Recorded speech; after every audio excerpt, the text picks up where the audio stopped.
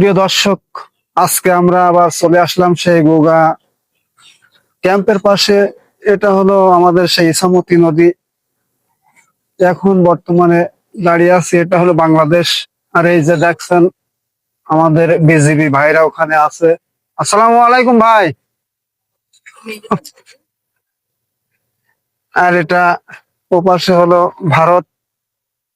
এখন আমরা বর্তমানে আমাদের বাংলাদেশের ভেতরে আমরা দাঁড়িয়ে আছি। তো দেখতে পাচ্ছেন এটা হলো আমাদের বাংলাদেশের ক্যাম্প। এটা হলো ইছামতি নদী, আর পাশে যে গ্রামটা দেখতে পাচ্ছেন ওটা হলো মূলত ভারত।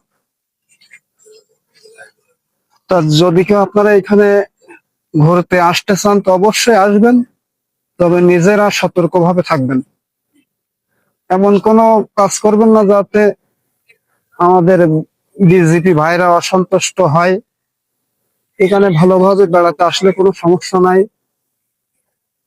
আমরা প্রায় এই এলাকাতে ঘুরতে আসি। হ্যাঁ, এটা হলো ফাঁকা রাস্তা।